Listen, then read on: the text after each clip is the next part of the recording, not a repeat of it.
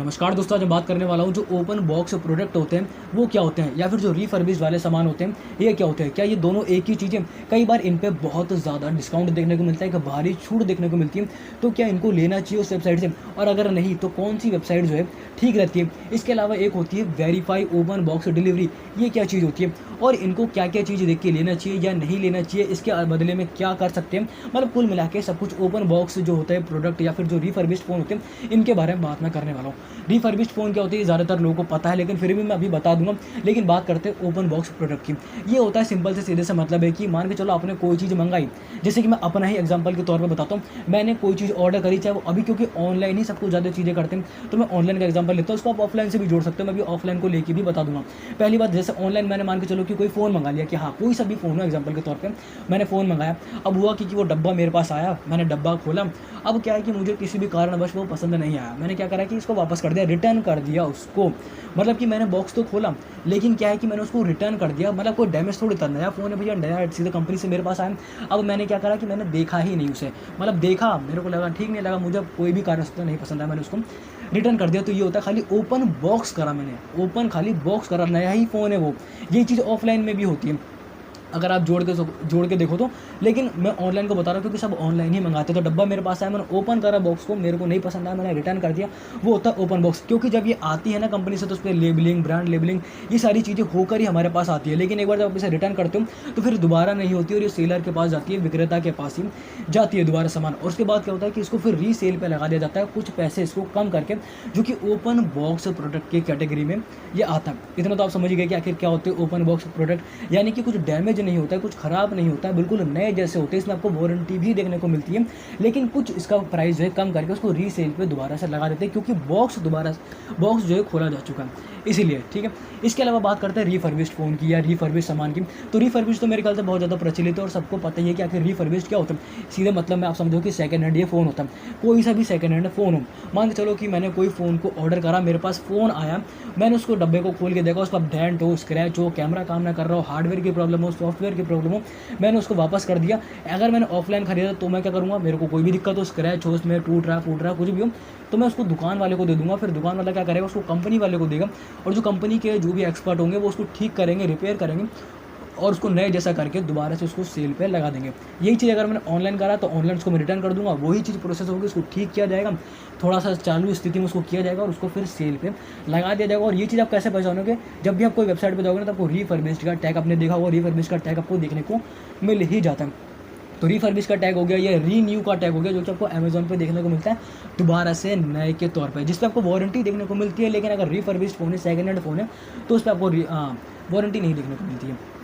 इसके अलावा बात करते हैं कि अब कुछ ऐसी वेबसाइट होती है जो आपको बहुत ज़्यादा भारी डिस्काउंट देती है। मैंने कई वेबसाइट में आपको बताया, अगर कोई 20,000 का फ़ोन है और 2,000 में मिल रहा है तो वो फर्जी वेबसाइट ही होती है। फर्जी वेबसाइट है भाई, इतना सस्ता फ़ोन मिलता ही नहीं है। मैं आपको बता दूं, जो ये रीफर्बिश्ड हो गया, ये जो क्या कहते हैं कि ओपन बॉक्स हो गए प्रोडक्ट हो गए, या फिर रीन्यू वाले जो फ़ोन होते हैं, सब एक ही होते हैं तरीके से। लेकिन रीफर्बिश्ड आ जाता है सेकंड हैंड कैटेगरी में, और रीन्यू में ये दोनों ही आ जाते हैं, मतलब दोबारा से इनको नया करके बेचना। ठीक है, तो ये क्या पहले 4-5 साल पहले से ये पता है ये सब चीज़ें होती थी, सेल होती थी।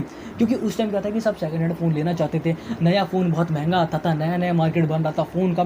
तो 5-5 मेगापिक्सल के जो कैमरे वाले फ़ोन आते थे वो बहुत महंगे आते थे, 15-15 हज़ार के, 10-10 हज़ार के फ़ोन, इतने सैमसंग डूड वाले जो फ़ोन आते थे। लेकिन अब ऐसा नहीं है, अब सब नए की और ही जाते हैं। आपको नया फ़ोन इतना बेहतर मिल जाएगा, पुराना खरीदने की ज़रूरत ही नहीं है। अगर आपको इतना भारी डिस्काउंट मिल रहा है तो बिल्कुल इसको नहीं लेना। फर्जी वेबसाइट होती है, वेबसाइट को कैसे पहचाने फर्जी है या नहीं है, ये मैंने पूरी वेबसाइट बताई, कुछ तरीके बताएं कि आप उसको जाकर देख सकते हो कि आखिर किस तरीके से पहचाने की वेबसाइट फर्जी है या नहीं फर्जी। लेकिन इतना डिस्काउंट मिल रहा है, 8 GB रैम मिल रही है, बढ़िया प्रोसेसर मिल रहा है, तो वैसे ही फर्जी है, वो आपको नहीं लेना। दूसरी बात कि अगर मान के चलो ऑफलाइन ले रहे हो तो आपको ऑफलाइन स्टोर पे भी जाकर चेक करना है कि चोरी का फ़ोन तो नहीं हो सकता है कि चोरी का फ़ोन हो, बिना मतलब कि आपको कोई दिक्कत हो। उससे बेहतर है कि आप अच्छे तरीके से उसको चेक कर लो, अगर आप सेकंड हैंड फ़ोन लेते हो तो। लेकिन मैं आपको अपना ओपिनियन बताऊँ, अपना विचार बताऊँ ना उसको लेके, तो आप मत खरीदो उसको, बिल्कुल मत खरीदो। जो रीफर्बिश्ड फ़ोन होता है या फिर जो कह लो कि जो पुराना फ़ोन होता है, बिल्कुल मत खरीदो वो, इसीलिए क्योंकि जो एक तरीके से ठीक है, रीन्यू जो फ़ोन होते हैं दोबारा से उनका दाम करके उसको लाया जाता है, और रीफर्बिश्ड फ़ोन को भी काफ़ी कम करके प्राइस को लगाया जाता है कि जैसे ज़्यादा से ज़्यादा लोग हैं, क्योंकि जो पुराना हो जाता है माल इसको निकालते हैं, भाई ले जाओ उसको, चेप देते हैं दूसरों को कि ले जाओ। अब क्योंकि मेरे पास अगर कोई चीज़ है, अब है दिख नहीं रही है, कोई चीज़ अगर है वो टूट गई, अब कुछ तरीके से तो उसको वसूल करना पड़ेगा ना उसका, जो भले ही नुकसान हो लेकिन उसको करना पड़ेगा। 1-2 पीस ऐसे हो जाते हैं जो ख़राब हो जाते हैं, कई बार चीज़ ही डैमेज हो जाती है। अब मेरे को उसको निकालना है तो मैं क्या करूँगा, उसको प्राइस कम कर दूँगा, ज़्यादा से ज़्यादा लोग आएँगे उसको खरीद लेंगे। लेकिन मैं आपको एक चीज़ बताऊँ, आपको इसे पुरानी चीज़ खरीदने की ज़रूरत ही नहीं है। हाँ, पहले अगर बात होती 4-5 साल पहले, 5-6 साल पहले, तो मानता हूँ कि आपको ले सकते थे। अब क्या आपके पास कोई विकल्प की कमी है क्या? आप 4-5 हज़ार का फ़ोन देख लो, तो एंट्री लेवल का आपको नया फ़ोन देखने को मिल जाएगा। आप 5 से 10 के बीच में देख लो, आपको बहुत बेहतर और नया फ़ोन देखने को मिल जाएगा। 11 से 15 वाले में तो वैसे ही कमी नहीं है, 15 से 20 वाले में तो इतना टॉप का एकदम तगड़ा फ़ोन आपको देखने को मिल ही जाएगा। तो क्या आपको फिर भी रिफर्बिश्ड फ़ोन लेना चाहिए, लेकिन फिर भी इसके बावजूद कई लोग उसको पुराना फ़ोन लेने की सोचते हैं। लेकिन अगर मैं अपना विचार बताऊँ, हो सकता है सबका अलग विचार हो, मैं सिर्फ अपनी तरफ से बता रहा हूँ कि अगर आपको मौका मिले ना, तो आप बिल्कुल पुराना फ़ोन मतलब भले कितना भी डिस्काउंट मिले, सस्ता मिले, अच्छा मिले, 8 GB रैम मिले, कोई गारंटी थोड़ी कि आज सही फ़ोन आएगा। एक तरीके से वो ठीक किया हुआ फ़ोन है, वो नया फ़ोन नहीं है, ठीक किया हुआ वो फ़ोन है।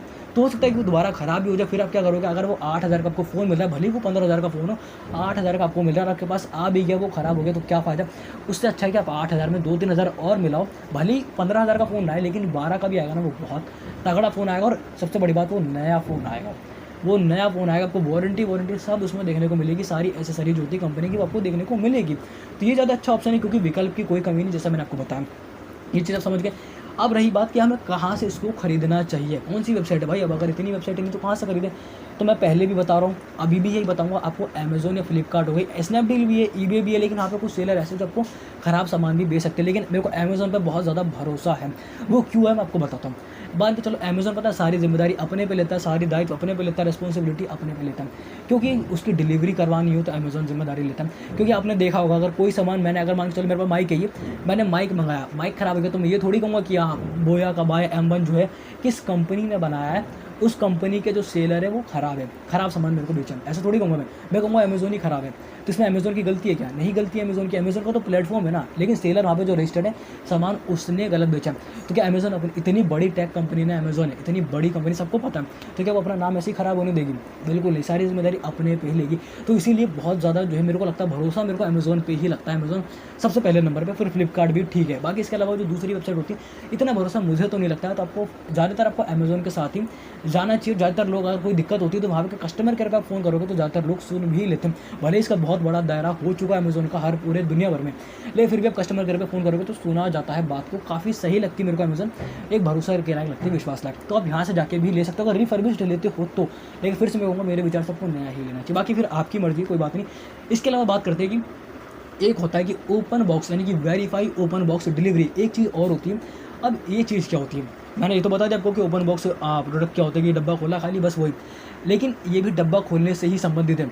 मैं आपको बताता हूँ कैसे। मान के चलो कि मैंने कोई फ़ोन को ऑर्डर करा, थोड़ी वीडियो बड़ी बन रही है मुझे पता है, लेकिन सारी चीज़ें मेरे को बतानी है, इसीलिए कि बाद में कोई दिक्कत ना रहे, क्योंकि सब ऑनलाइन ऑर्डर करते ही हैं इस चीज़ों को, तो पता भी रहना चाहिए।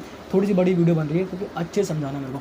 इसके अलावा मान के चलते हैं जो वेरीफाई ओपन बॉक्स डिलीवरी होती है, मतलब कि डब्बा ही आपने खोला, अब है तो चीज़ एक ही, लेकिन जो वहाँ पे जो डिलीवर करने आएगा ना, वो क्या है कि वो आपके सामने ही वो भी खड़ा रहेगा जब आप डब्बा खोलोगे।